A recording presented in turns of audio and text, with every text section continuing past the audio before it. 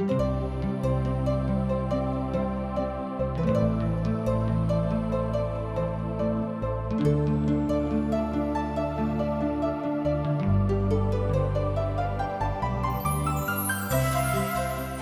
शास्त्र आध्यात्मिक मार्गदर्शन के प्रस्ताव के संग्रहण के रूप में परिपूर्ण अछि। हुनक उद्देश्य सब मानव इतिहास में परमेश्वरक योजना आ हुनक उद्देश्य के प्रकट करय के अछि। तहन पौलुस कहै छथि, सारी पवित्र शास्त्र परमेश्वर के प्रेरणा सँ रचल गेल अछि आ सिखाबऽ के लेल, ताड़ना देबऽ के लेल, सुधारऽ के लेल आ धर्म के शिक्षा के देबऽ के लेल उपयोगी अछि। मुदा जे केओ परमेश्वर के अछि वह नीक रहैत आ सब नीक काजों के लेल सुसज्जित छी। आ आशाक इजोत कार्यक्रम के यह लक्ष्य अछि कि ई सब बातों में अहाँ सब के दिशा निर्देश दियौ। आशा के इजोत मैथिली कार्यक्रम में हम एक बेर और अहाँ के अभिनंदन प्रभु यीशु मसीह के मीठ आ पवित्र नाम से कह रहल छी। साधु पौल एहि अध्याय में बड़ व्यक्तिगत रूपे और प्रेमक सूत्रक ऊपर आधारित भ क बा एना कहियो कि भाव विह्वल भ क ए बातक लिखित छथि। पौलुस हुनका सभक स्मरण दिया रहल छथि जे ओ सब अब जीवित मसीह के संगे बन गेल छथि आर अर्थात हुनके संगे ओ सब अब रहता है, अर्थात हुनका सभक अब आत्मिक रूपे कहियो मृत्यु नहीं हेतैन।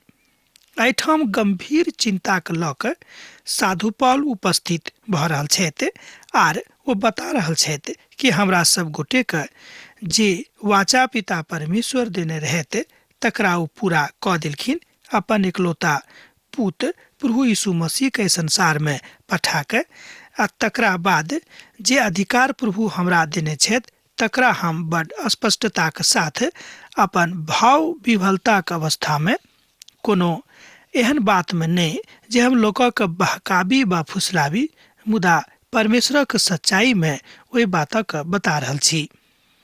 एहिठाम हमरा लोकनि एहि पोथी में देखै छी कि साधु पौल अपन बुलाहटक विषय में बड़ गंभीर छथि, अर्थात दर्शायल गेल अछि। तकरा हाँ अध्याय 10 में देखलहुँ हैं कि पौलुस जे प्रेरितक अधिकार हुनका भेटल रहन तकर वाचा के कारणे, अर्थात जे बात प्रभु हुनका देने रहन, जे अधिकार प्रभु हुनका देने रहन तकरा ऊपर वो बड़ गंभीर छथि, विशेष क के अपन ओहि अधिकारक लेल कि हम परमेश्वरक लेल, यीशु के लेल एकटा नीक पूत जकाँ हुनका विषय में लोकक बताबीक।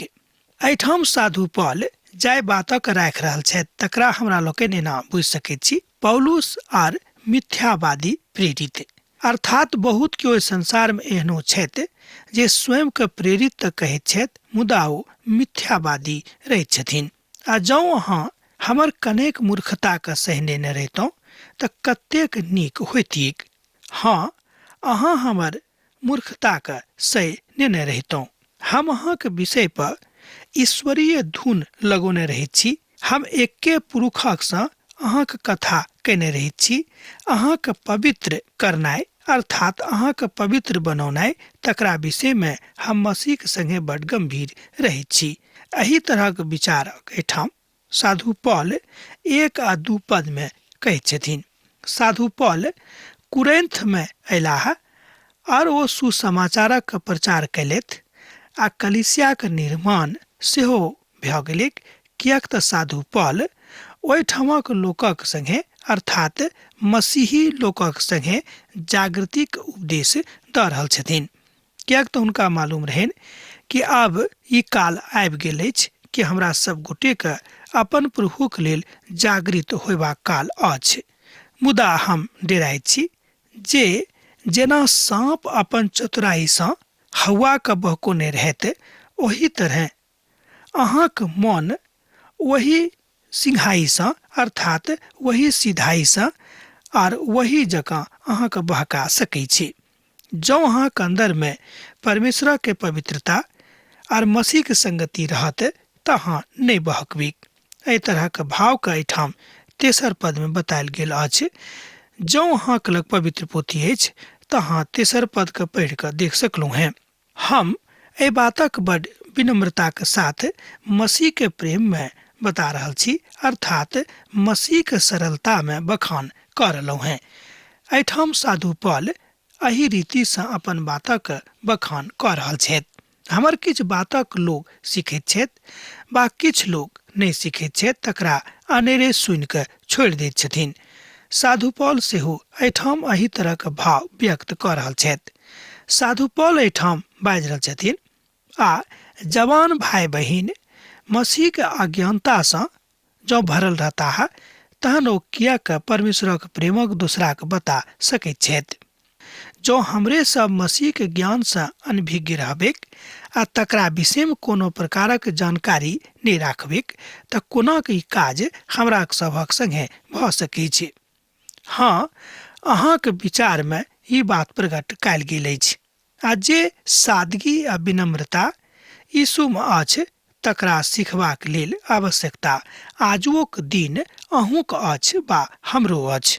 साधु पॉल एहिठाम पुनः ओहि छोट झुंड सँ अपील कऽ रहल छथि, अहाँ सब अब हमर तकलीफ नहीं दिया, अर्थात हमरा तकलीफ नहीं दिया आ नहीं हमर तकलीफक अहाँ लिया, मुदा अहाँ सब एक काज कऽ सकलहुँ हैं कि मसीह के विनम्रता में स्वयं के ठाढ़ कऽ सकलहुँ हैं। एहिठाम साधु पॉल मसीह के विनम्रता में लोक सभक ठाढ़ करबाक कथा कऽ रहल छथि, अर्थात साधु पॉल अपन कथा के एहिठाम बड़ स्पष्टता के साथ बता रहल छथिन। एहिठाम हमरा सब साधु पॉल के व्यस्तता के देख रहल छी।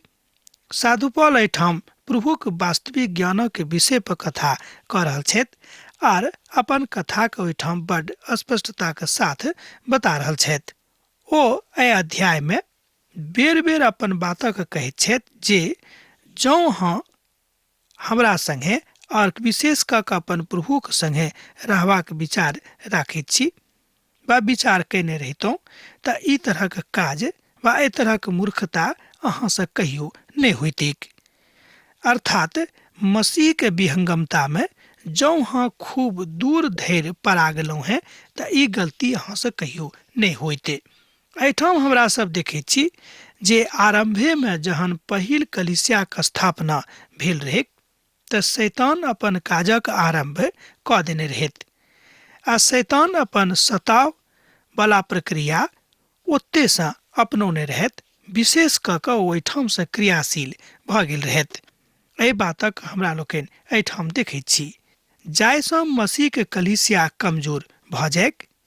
जँ हाँ एहि बातक देखबेक तऽ AD 315 में से रोमी साम्राज्यक पार कऽ कऽ सबठाम कलीसिया के स्थापना के आरंभ भऽ गेल रहै, मुदा एना तऽ ई सतावक काल छल, मुदा जाय काल में हमरा सब एहि बातक देखैत छी जे ई काज ओते से आरंभ भेल रहै।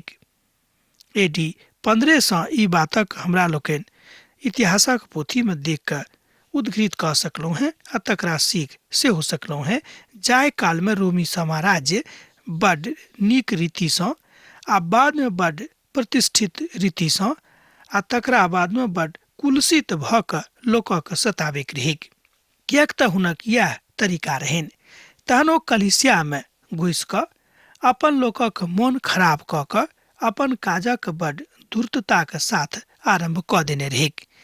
एहिठाम हम शैतानक विषय में बाजि रहल छी, कोनो मनुख जाति के बा कोनो विशेष मनुखक विषय में बा विशेष साम्राज्यक दोष नहीं दऽ रहलहुँ हैं। हम एहिठाम बता रहल छी कि शैतान बड़ धूर्तता के साथ कलीसिया में घुसि कऽ मनुखक मनक खराब करैत रहैत, आ ई काज शैतान आजुक दिन में करैत अछि। हम आरंभिक कालक बात कऽ रहल छी। साधु पॉल बाजि रहल छथि जे जँ अहाँक मोन मसीह के प्रेम सँ भरल रहबाक चाही, जँ केओ अहाँक लग आबि कऽ कोनो दोसर यीशु के प्रचार करैक जेकर प्रचार हम नहीं कयलहुँ हैं, बा और कोनो आत्मा अहाँके भेटैक जे पहिने नहीं मानने छलहुँ हैं, तऽ अहाँके सहनाइ उचित नहीं होइते।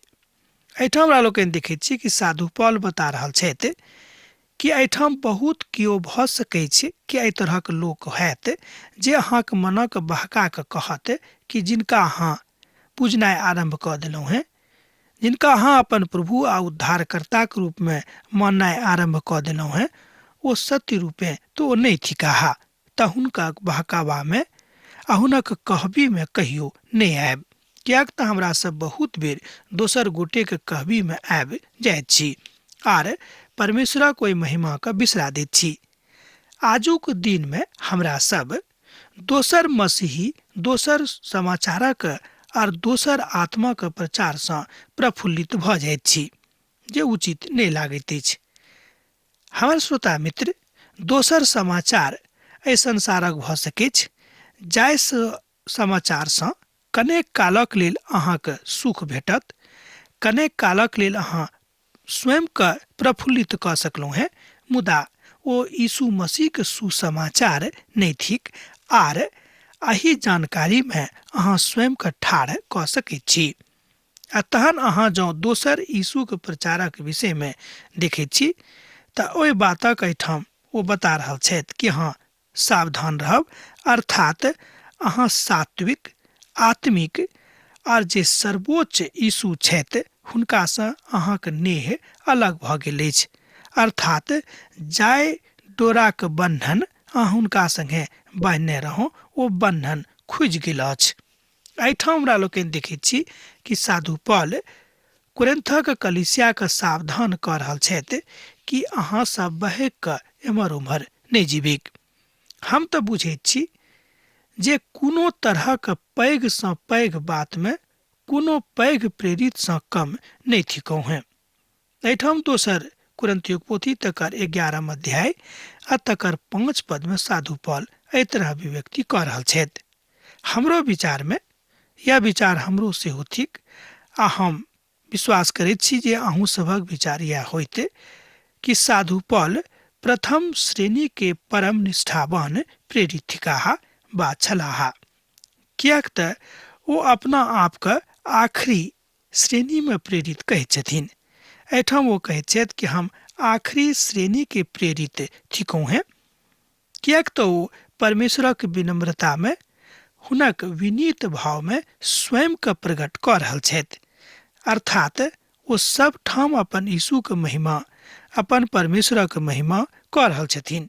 वो कुरिन्थक कलीसिया के लोकक की बता रहल छथि बा बुझेबा के प्रयास कऽ रहल छथि कि कोनो रीति सँ आर दोसर प्रेरित सँ अहाँ कोनो रीति सँ कम नहीं थिकौ हैं, अर्थात यह भेलै कि कुरिन्थक लोग अब प्रभु यीशु मसीह में मजबूत भेल जा रहल छथि।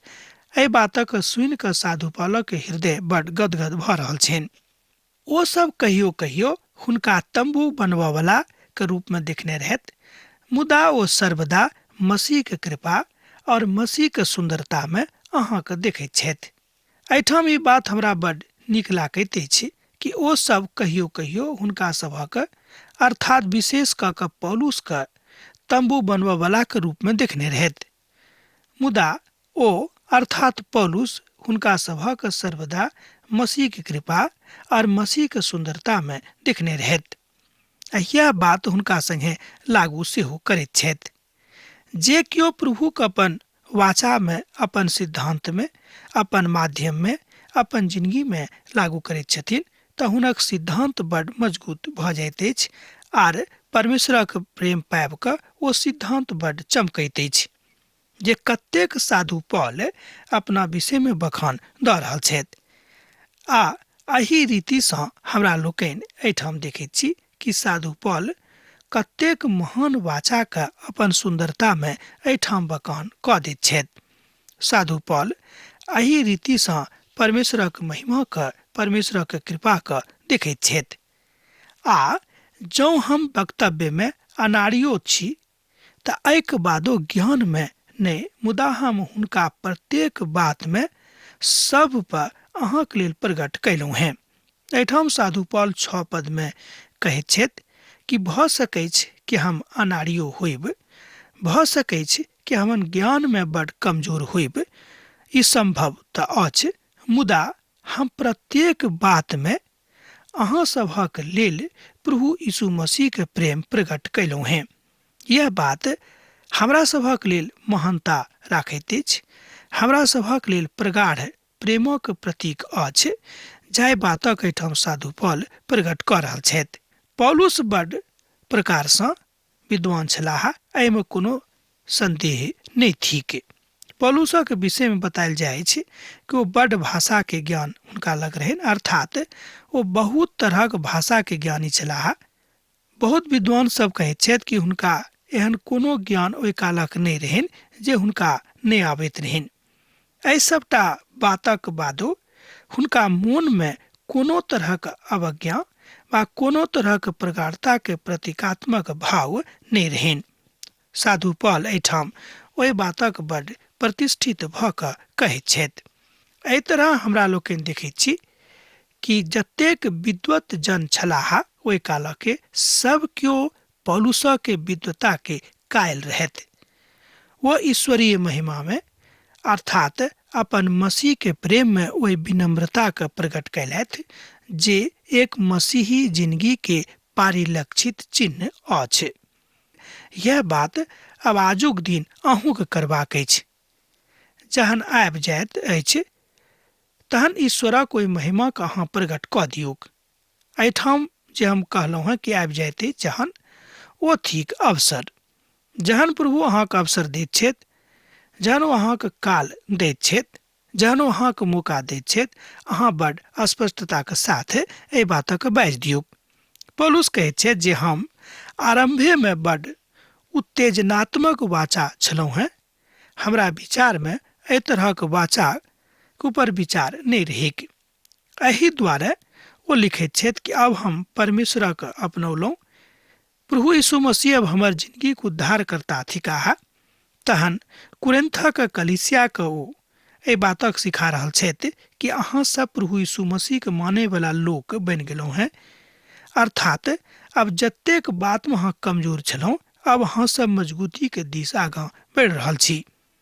हमर हृदयक इच्छा सेहो यह छल कि अहाँ सब मसीहके सुन्दरतामे, मसीहके मजबूतीमे आगाँ बढ़ैत जाउँ। हम प्रभुके धन्यवाद दैत छियनि कि ई बात हमरा जिंदगीमे संभव भऽ गेल अछि। साधु पॉल एहि तरह एहिठाम ओहि बातक बता रहल छथि। ओ जानि बूझि कऽ ई बतौने छथि वा अपनौने छथि जाहिसँ लोक हुनक बातक बुझेक आर प्राप्तिक कारणे परमेश्वरक ओहि महिमाके बताबैक जे बात साधु पौलक माध्यमसँ अर्थात हुनक वक्तव्यसँ हमरा सभक लग पहुँचल अछि। साधु पौलक आत्मिक ज्ञान बड्ड तीक्ष्ण रहनि। ओ बुद्धि से सेहो बड्ड उत्तेजक छलाह, अर्थात तीक्ष्ण बुद्धि के लोक छलाह। बहुत हुनक बुद्धि नीक रहनि, मजबूत रहनि, प्रगाढ़ रहनि, यीशु के महिमा सँ भरल रहनि। यह बातक हमरा लोकनि आजुक दिन एहिठाम पारिलक्षित भऽ कऽ देख सकैत छी। साधु पौल बड्ड महत्वपूर्ण भऽ कऽ अर्थात महत्वपूर्ण रीतिसँ एहि बातक एहिठाम बताबैत छथि कि हमरा सभक लेल परमेश्वरक ज्ञान कतेक मजबूत अछि। ओहि कालक विद्वान सब अर्थात जाहि कालमे साधु पौल एहि संसारमे मनुखक देहीमे जीवित रहैत, ओहि कालक विद्वान सब कहैत छथि, जतेक विद्वत जन सब छलाह ओ सब कहैत छथि जे हुनकामे बेसी आर केओ आजुक दिन धरि बुधियार नहि भेलाह। एक बेर एहि वक्तव्यके आर सुनियौक कि साधु पौलक कालसँ लऽ कऽ आजुक दिन धरि जतेक पवित्र पोथीके विद्वान भेलाह, ओ सब कहैत छथि कि आजुक दिन धरि साधु पौलोसँ बढ़ि कऽ आर दोसर केओ बुधियार मनुख नहि भेलाह। एहि धरती पर एहिठाम एहि बातक ओ सब स्वयं स्वीकार कऽ रहल छथि।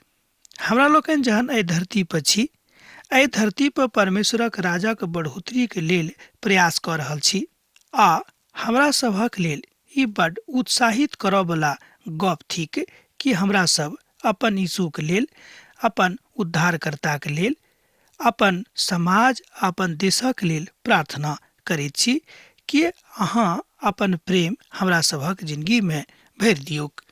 टीकाकार साहेब सेहो एहिठाम एकटा बड्ड पैघ उदाहरण लऽ कऽ आबैत छथि। ओ कहैत छथिन कि एकटा बड्ड पैघ प्रचारक छलाह। हुनका विषयमे लोक कहैत रहथिन कि ओ बड्ड नीक रीतिसँ परमेश्वरक वचनक बताबैत छथि। मुदा जहन हुनका पूछल गेलनि कि यौ अहाँ की पौलुसो से बढ़ कऽ लोकक सुसमाचार दऽ सकैत छी? तो कहलनि कि नहि, हम पौलुसक लगो पास में अखन तक नहीं आयल छी, मुदा हमर प्रयास अछि कि हम हुनका लग पास में आबी। अर्थात परमेश्वर जे आज्ञा, जे बाचा हमरा संगे बहने छथि, तकरा हम अपना हृदय से पूर्ण करबा के पूर्ण कोशिश कऽ रहल छी। यह बात श्रोता मित्र हमरो सभक सिखबाक अछि। ओ बड विद्वान छलाह, एहिमे कोनो शक नहि थिक।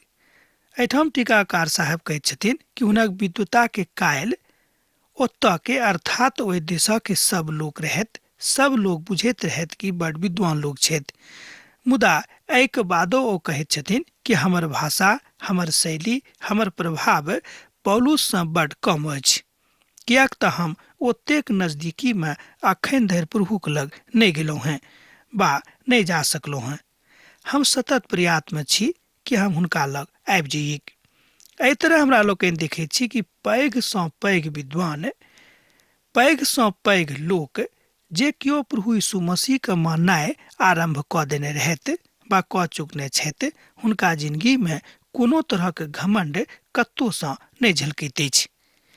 एहि बातक एहिठाम टीकाकार साहब कहैत छथिन। ओ कहैत छथि कि भऽ सकैछ कि अहाँ बहुत ज्ञानी होइब, भऽ सकैछ कि अहाँ लोक से खूब प्रेम करैत होइब, भऽ सकैछ कि अहाँ प्रभु यीशु मसीह के प्रेम के विषय में लोक के बताबैत होइब, मुदा कि अहाँ स्वयं के विश्लेषित कऽ के देखलहुँ हैं कि अहाँ प्रभु के प्रेम में बनल छी। जेना कि साधु पौल कहैत छथि कि काल्हि तऽ हम मसीह के प्रेम में छलहुँ हैं, मुदा कि आजुक भिनसर में, कि आजुक दिन में हम प्रभु के प्रेम में भरल छी। यह बात हमरा सब गोटे के सिखबाक अछि। ओ बड विद्वान छलाह, ओ तरह तरह के ज्ञान हुनका लग रहनि, बहुत भाषा के ओ ज्ञाता रहथि, मुदा एहिके बादो ओ प्रभु के प्रताड़ना सहबाक लेल तैयार रहऽ वाला एकटा मनुख रहथि। एहि तरह हमरा लोकनि देखैत छी कि हुनक विनम्रता में, अर्थात साधु पौलक विनम्रता में मसीह के प्रेम भरल रहनि, आ तैं एहि कारणे हुनक वचन बड प्रभावकारी रहेक। हमरो सभक यह प्रयास करबाक अछि कि हमरो सब एहि तरह से पिता परमेश्वर से प्रार्थना करिए कि हमरो सभक प्रार्थना प्रभावकारी हुए के। यह बात साधु पौल एहिठाम बाजि रहल छथिन। यह बात आजुक दिन में हमरा सब गोटे के करबाक अछि।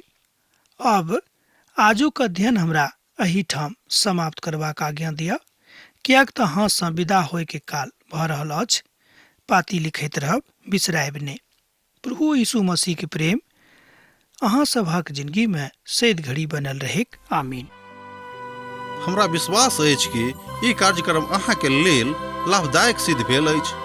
हम चाहै छी कि अहाँ अपन आशीषों के हमरा संग साझा करू। जँ अहाँ के नजीक बाइबल सँ, जीवन सँ संबंधित कोनो प्रकार के प्रश्न भऽ सकैत अछि तऽ अपन समस्या के लेल प्रार्थना करबा के लेल जँ चाहै छी तऽ हमरा फोन पर जरूर संपर्क कऽ सकैत छी। परमेश्वर अहाँ सब के एकटा सुखद आनंदित दिन प्रदान करै।